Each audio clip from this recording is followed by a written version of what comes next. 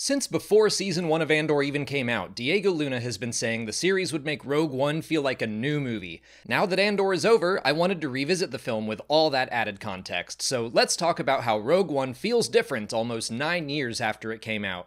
And by the way, we recorded our watch-along and put it out on our Patreon for free. Anyone can watch it right now, whether you're a paid supporter or not. There'll be a link to that in the description. I'm gonna cover a lot of smaller things I noticed throughout the movie, but I wanted to start with the biggest change I noticed because it surprised me.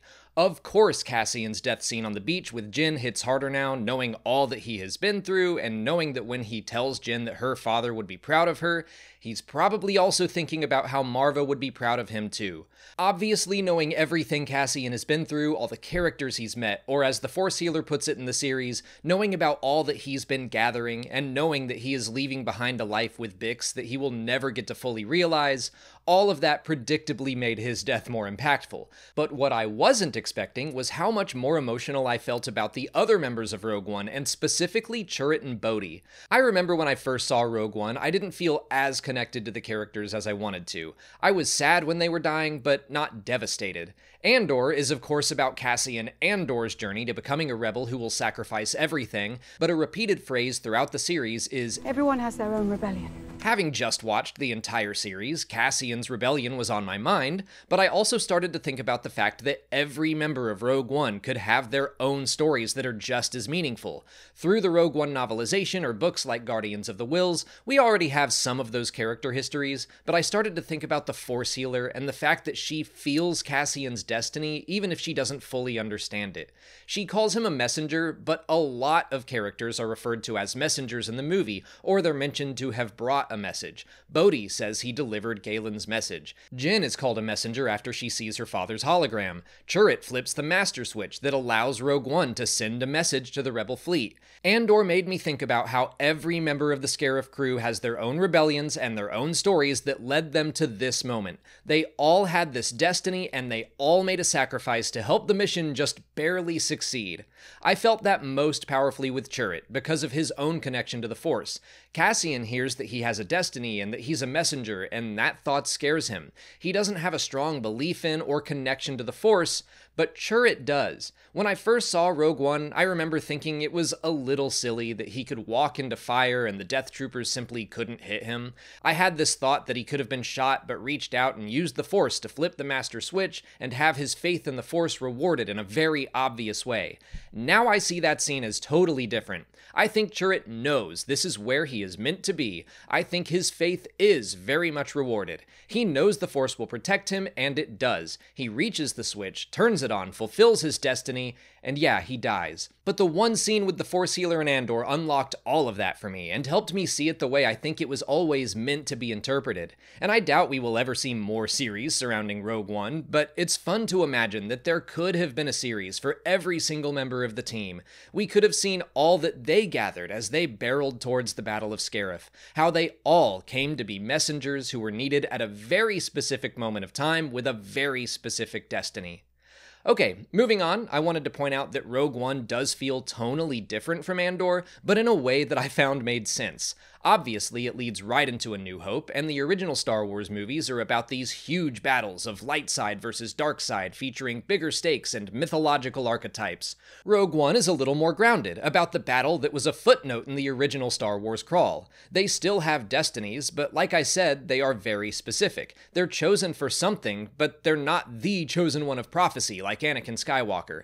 And then Andor is about one member of that team and all of his experiences, so like the personal stakes of the story are still massive, but as you get further and further from A New Hope, the galactic stakes are diminished. So it's fun to go through Cassian's story and watch the stakes increase, and then we get to Rogue One and it feels like this solid bridge from a more personal story that leads us right into the bigger, mythological, larger-than-life tale. I think a great way to illustrate that bridge is by seeing more and more of the Empire. When we start Andor, the main villain is Cyril, a grunt in a corporation that falls under Imperial control. Then we're introduced to an up-and-coming ISB agent named Dedra Meero. She has power over Cyril, but Major Partagaz is her superior. And then we meet Yularen. And then in the second season, we see that Krennic is the big, scary bad guy who has power over Dedra and Partagaz. He is the scariest presence in the series, but like Star Wars tells us, there's always a bigger fish.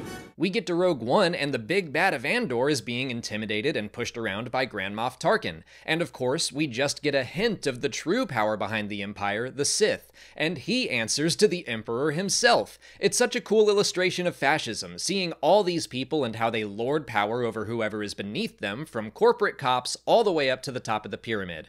There's a great explanation of the power structure of the Empire in Charles Soule's Crimson Reign comics about exactly that. But getting to see how every single villain in Andor wielded their power, only to see them put in their place by their superiors all the way up through Rogue One, was awesome. Shifting gears a bit, I'm seeing Jyn differently for sure. First of all, if you basically want to get her Andor-style story leading into Rogue One, read Rebel Rising by Beth Revis. It basically takes you through her whole life from the prologue of the movie up until the rest of the story. But in the context of Andor, I think she turns into a bit of a stand-in for Cassian's sister. Not literally, I don't even really think Cassian sees her that way, but the loss of his sister so long ago led him to become a person that doesn't want to leave people behind.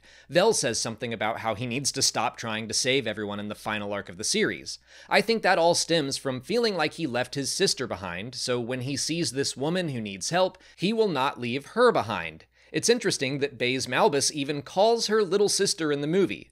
I also love that when they all decide to go to Scarif and Jyn has gone from apathetic to very adamantly wanting to fight the Empire, Cassian says, "Welcome home." We can trace that back to the first episode of Season 2, when he tells Nia on Sienar that she is coming home to herself. When we wake up and fight for what's right, we are coming home to ourselves and our conscience.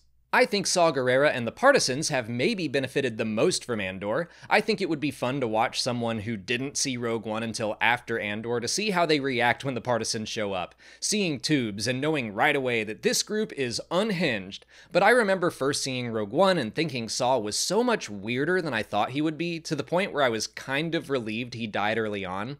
I came to understand the character a lot more after the movie came out, but Andor made me love all that weirdness that caught me off guard back then. Seeing his paranoia rise thanks to the way Luthen treated rebel cells like pawns was great. Watching it get worse and worse in the second season, and then learning that he loves Rhydonium like a sister, yeah, it makes me love Crazy Saw in Rogue One even more. I think those are all the more major changes I felt rewatching the movie, but you can make some fun smaller connections to the series as well, like Cassian learning to trust people more and more. In Andor, we see that he can't even trust a shopkeeper, but in Rogue One, he has to place more and more trust in complete strangers. One of Jyn's first lines to him is about how trust goes both ways. Trust was a huge theme in Andor's second season, as individual rebel cells evolved from Luthen secrecy into Mon Mothma's rebel alliance. Rogue One felt like a great culmination of a Clone Wars theme that Andor explored plenty. You must trust in others or success is impossible. And then there are fun things like the Jedha escape, kind of mirroring the flight through the eye during the Aldhani heist. That's where we first heard Nimic tell Cassian to climb.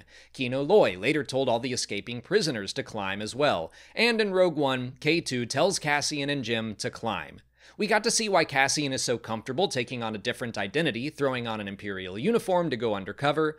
I'm sure he did that a lot with Luthen, but we got to see him pretend to be Varian Sky on Gorman. And we get some new context to Cassian's claim that he's been part of the fight since he was 6 years old. Sure, we know there was a time where he had given up hope, just like Jyn had, but his journey to Scarif began on Kenari, when a young boy stepped into a ship in his first act of rebellion. But those are all the ways Andor changed my perspective of Rogue One. I'd love to hear other fans' experiences as well, so let me know how the series made you feel rewatching the movie in the comments. If you haven't already, please like this video, subscribe to the channel, follow us on our socials, and consider checking out our Patreon page. As always, thanks for watching, and may the Force be with you.